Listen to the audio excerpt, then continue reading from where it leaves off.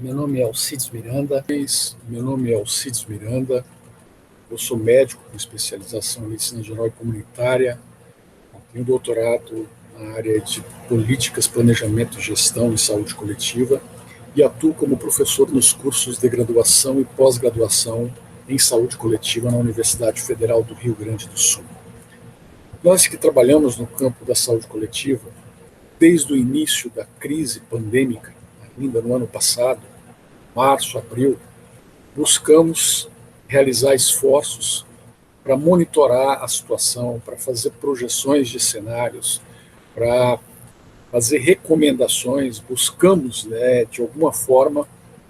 participar do debate sobre o que precisaria ser feito, porque no momento, naquela ocasião, nós já tínhamos uma definição muito clara de que a alternativa das vacinas, o recurso da imunização em massa, era algo, um horizonte de médio prazo, demoraria um ano. Então, nós somos muito insistentes ao projetar cenários, ao tomar como referência, inclusive, estudos fora do país com a projeção de cenários, e alertar aos dirigentes governamentais da necessidade de investir em medidas de convencimento ao semi-confinamento voluntário, para que a população evitasse aglomerações, que as pessoas usassem máscara, fizessem higienização, mas também, principalmente, que os governos assumissem a responsabilidade de tomar medidas rigorosas de controle, de mobilidade, de evitar a exposição das pessoas, principalmente nos momentos em que havia uma intensividade na transmissão do vírus. Isso funcionou um pouco em abril, mas já no final de abril e início de maio, a maior parte dos governos estaduais houve uma preponderância do interesse econômico imediato e o que se chamou na época de uma flexibilização, que custou muito caro, porque nos meses seguintes, em julho, nós tivemos um aumento significativo da incidência de casos, das complicações e da mortalidade. O governo federal, por sua vez, agiu com uma negligência intencional desde o início, apostando na ideia do efeito rebanho, chamado efeito rebanho, deixando acontecer a transmissão para que a economia não parasse. E esse era o pior cenário possível, o pior cenário projetado, inclusive. Nós migramos de abril para maio de um cenário intermediário para outro, em que nós, inclusive, chegamos a alertar que, se medidas rigorosas não fossem tomadas, nós chegaremos ao final do ano com 200 mil óbitos. Infelizmente, foi o que aconteceu. Só que a gente não desistiu, a gente continuou monitorando a situação, continuou buscando, de alguma forma, influenciar. Eu mesmo tenho vídeos gravados dessa época, março, abril, maio do ano passado, propondo recomendações, encaminhei documentos ao Conselho Estadual de Saúde do Rio Grande do Sul. E agora nós assistimos, no final do ano e no início de janeiro, uma espécie de uma repetição da situação anterior, só que agora de uma forma muito mais dramática, porque a velocidade em que está havendo o aumento dos contágios, das complicações, da busca e da ocupação dos leitos hospitalares, pode levar a uma situação de esgotamento, de colapso dos recursos assistenciais, principalmente aqueles especializados em lidar com as complicações do coronavírus. Então, nós já temos casos de colapsos focalizados, mas pode haver, inclusive, um colapso sistêmico se medidas importantes, rigorosas não forem tomadas no curto prazo. E pensando nisso, eu busquei revisar os dados que estão disponibilizados pela Secretaria Estadual de Saúde do Rio Grande do Sul acerca dos casos confirmados de Covid, acerca dos óbitos também com confirmação de diagnóstico, sem considerar aí as subnotificações, e também dados que estão disponibilizados na internet referente a outras secretarias estaduais de saúde. Com isso, eu produzi 3 vídeos que eu apresento agora, e não são propriamente vídeos de análise de tendências, tomando como referência cálculos de taxas incrementais ou projeções estatísticas prospectivas de curto prazo. São o que eu convencionei chamar de uma análise figurativa,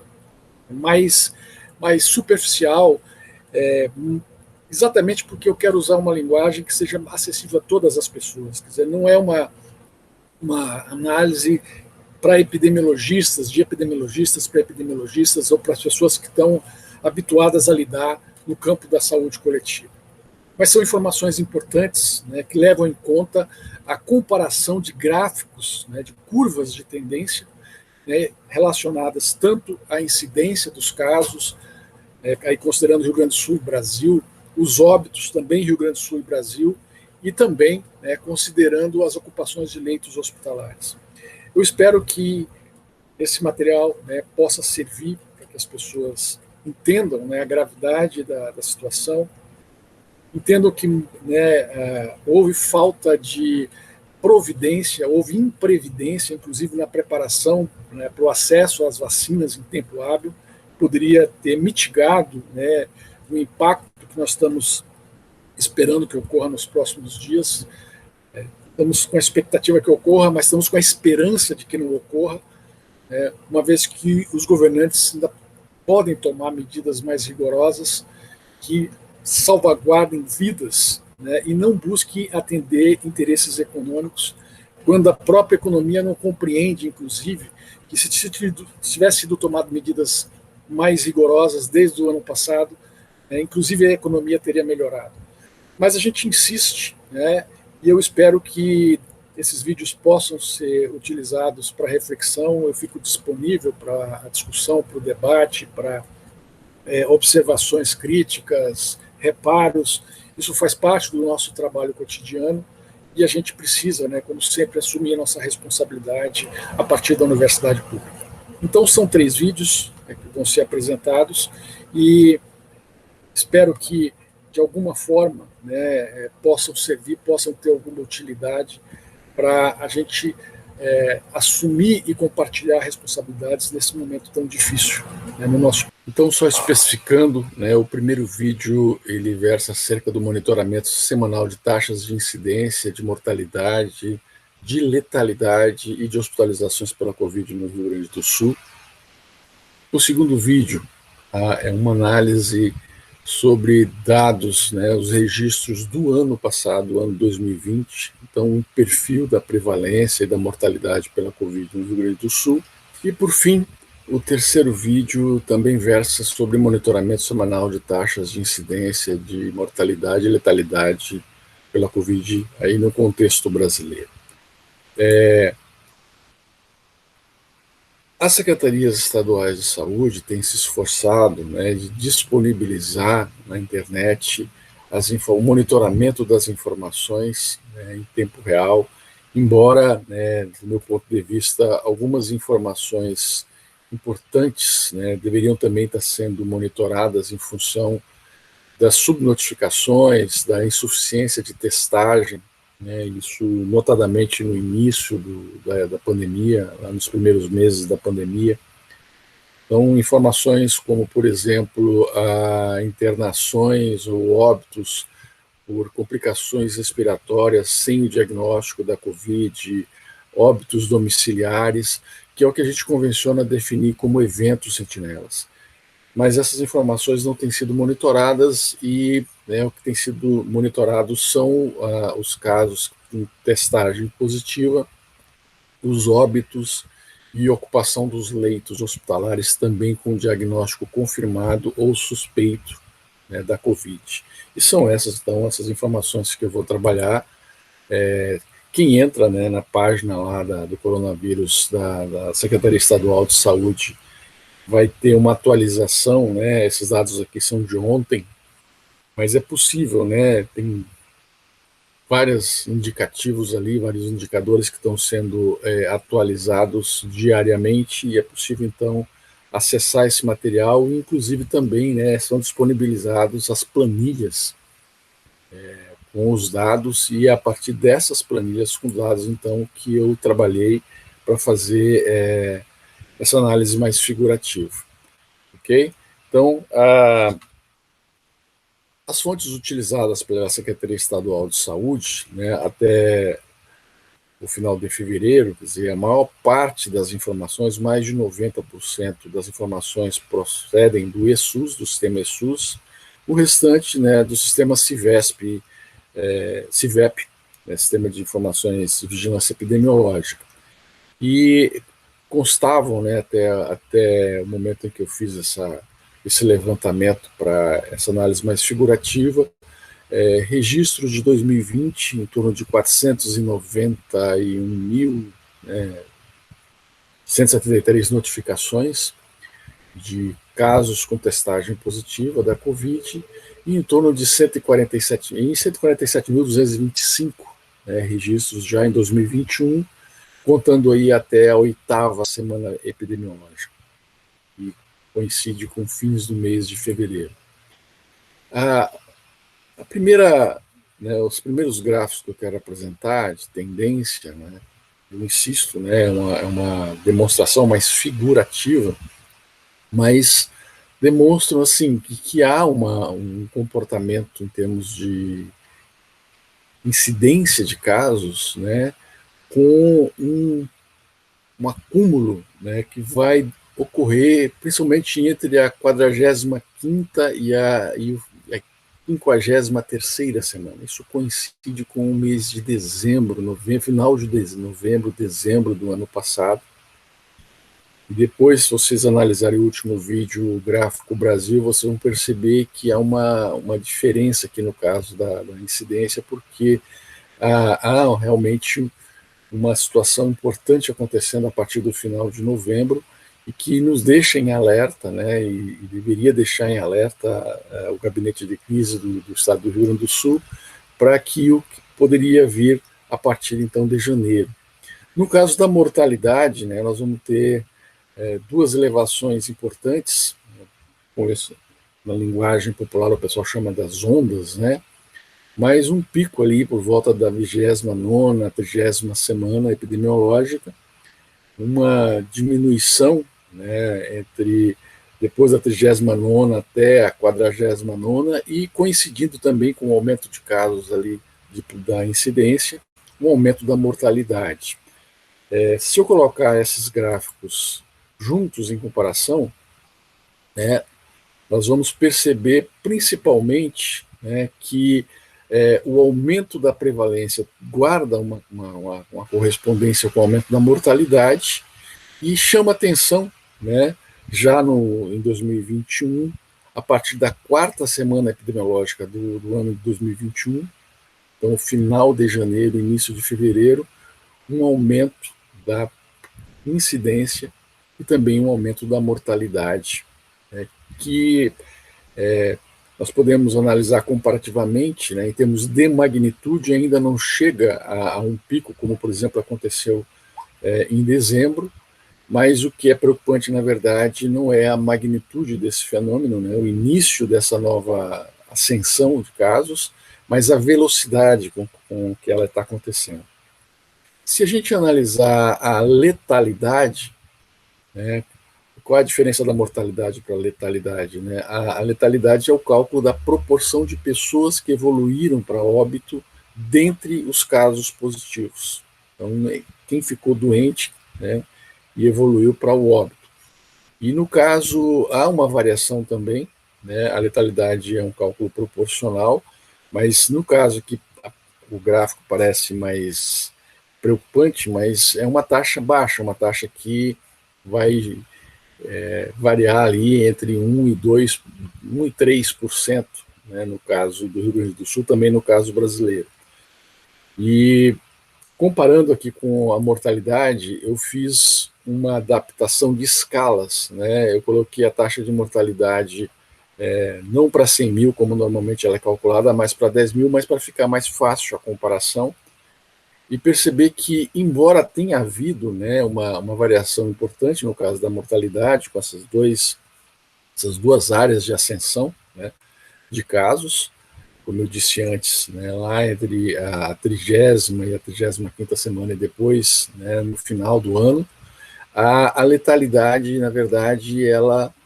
tem uma certa estabilidade, né, em termos, uma certa regularidade. E isso é importante porque a letalidade tem a ver principalmente com a capacidade resolutiva da rede assistencial especializada que lida com as complicações.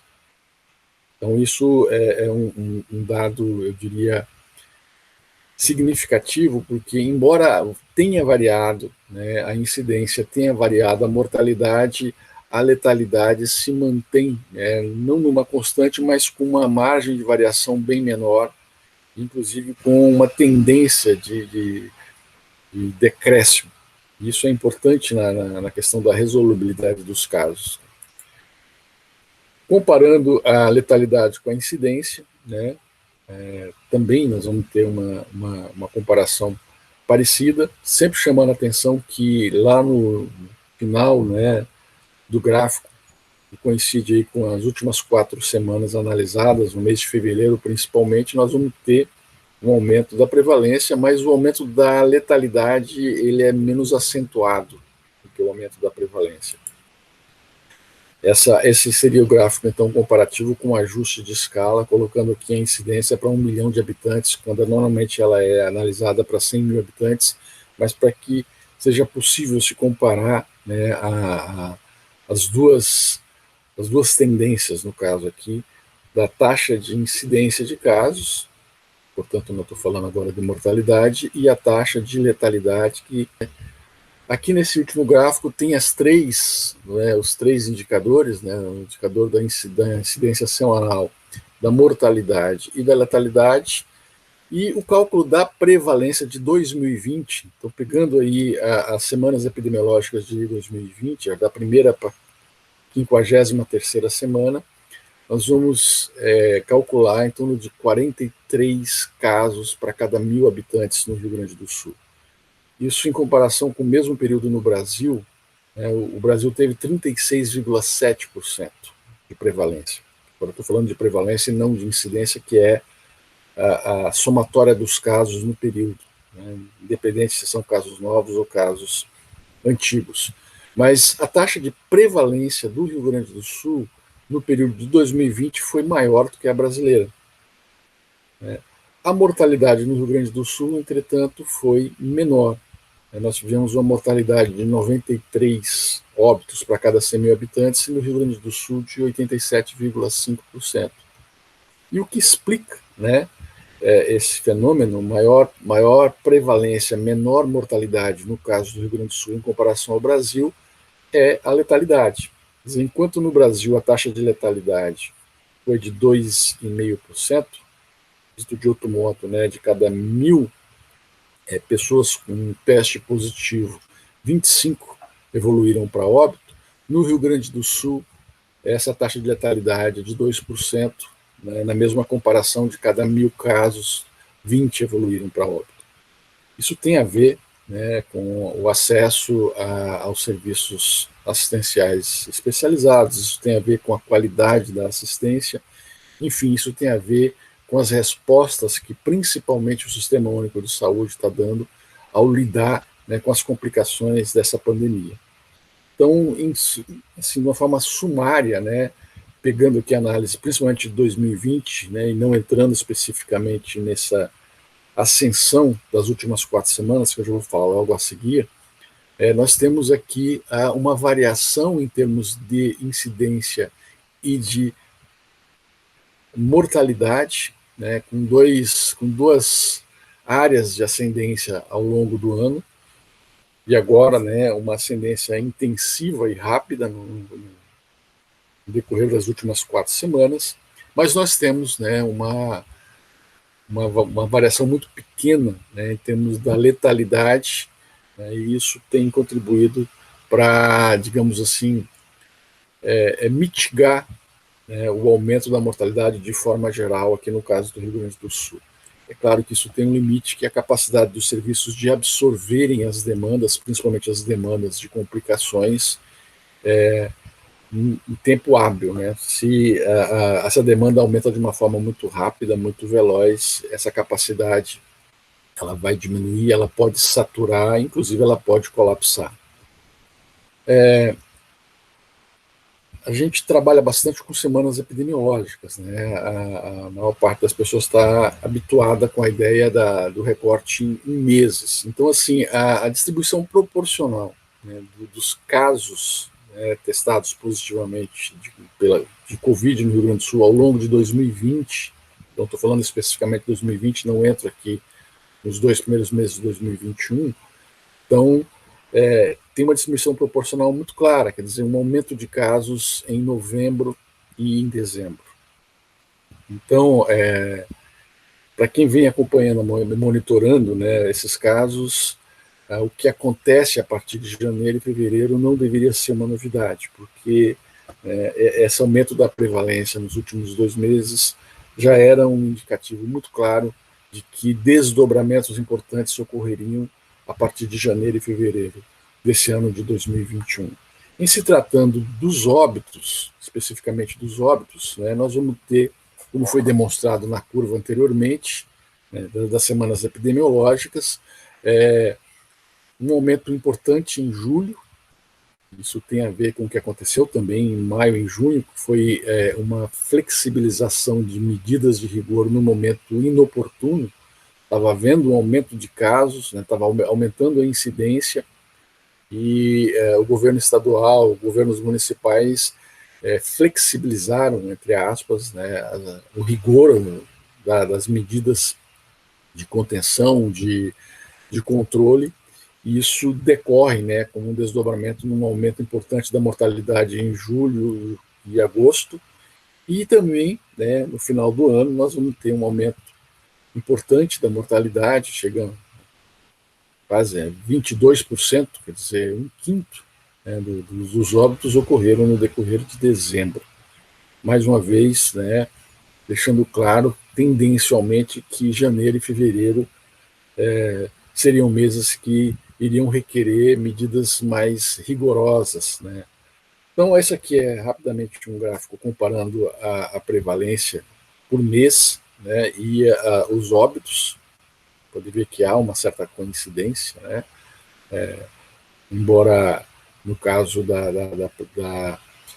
prevalência mensal, né, novembro e dezembro sejam os meses com maior magnitude, no caso da mortalidade, julho e dezembro. Aqui uma distribuição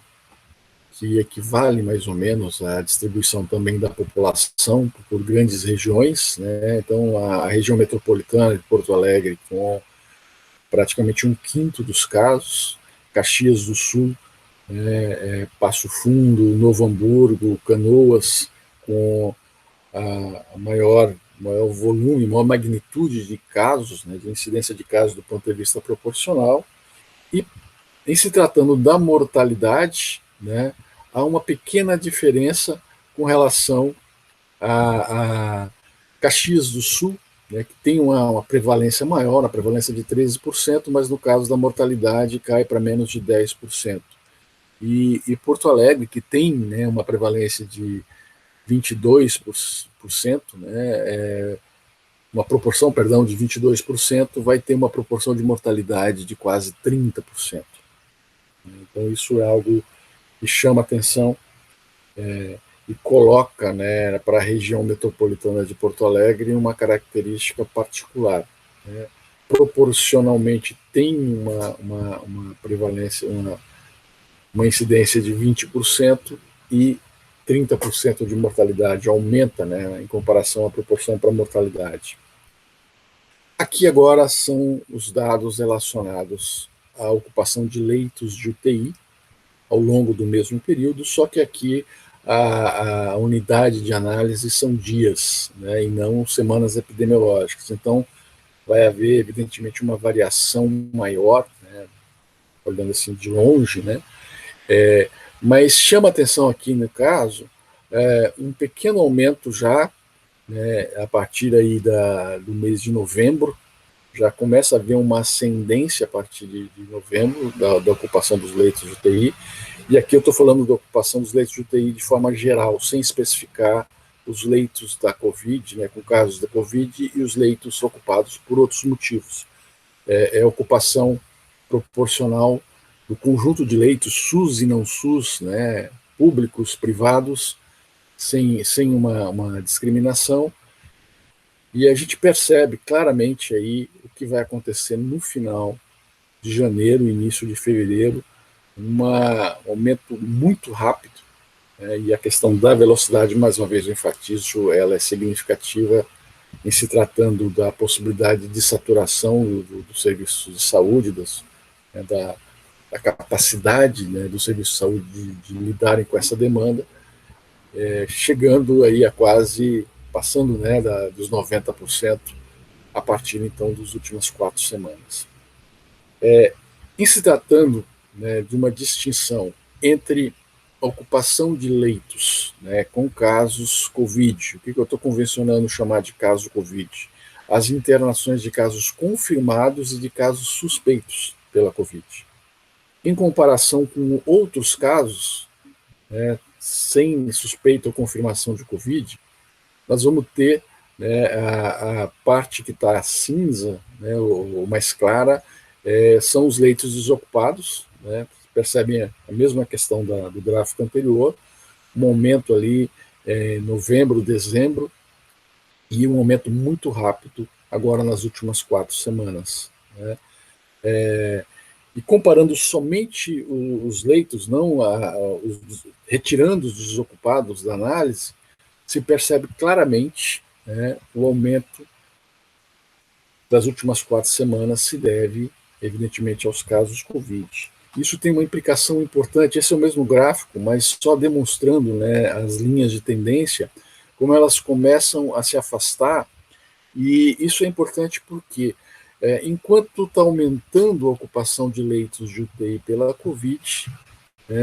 está diminuindo a oferta de leitos para outras causas. Então, na medida que haja necessidade de internação em leitos de UTI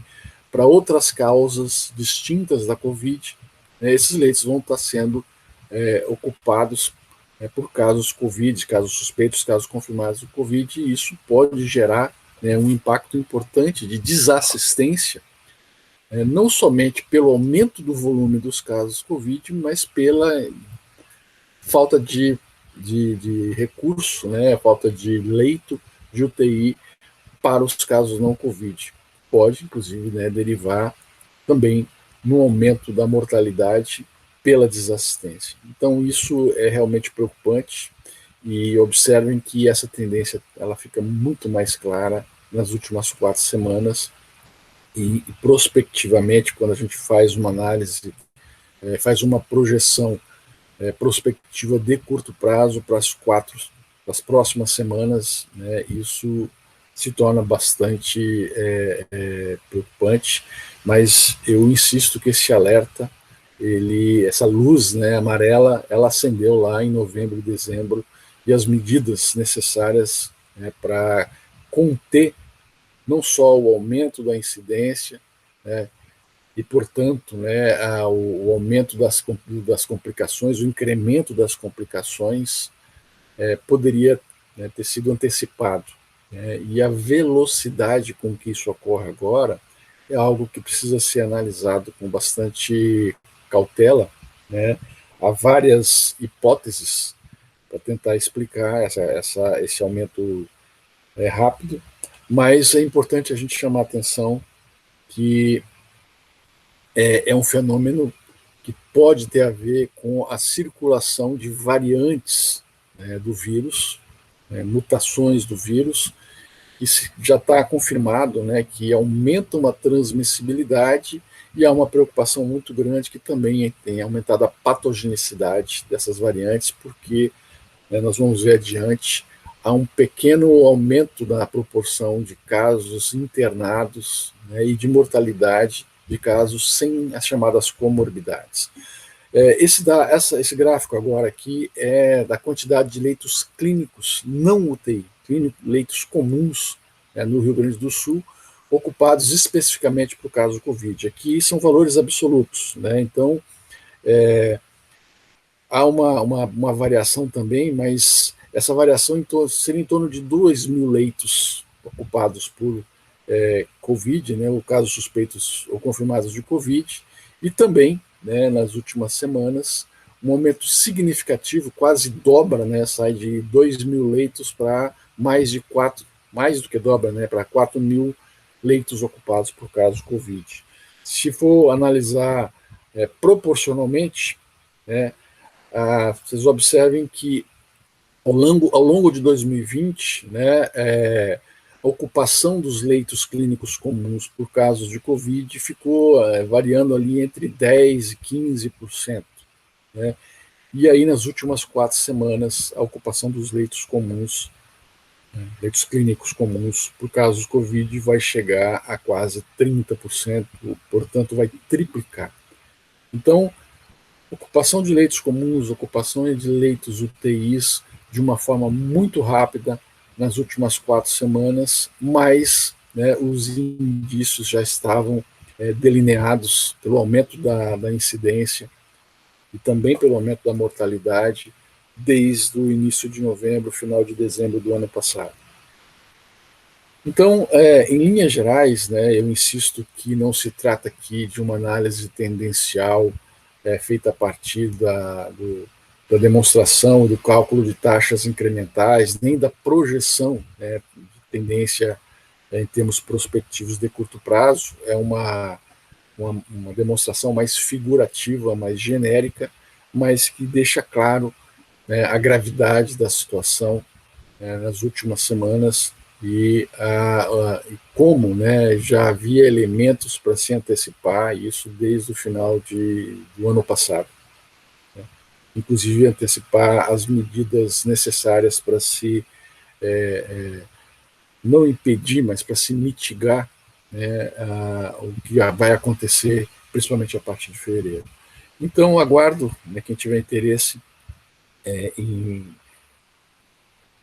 acompanhar, né, uma análise mais descritiva sobre o perfil da prevalência, né, dos casos acumulados e da mortalidade no ano de 2020 no Rio Grande do Sul, no próximo vídeo. Até lá.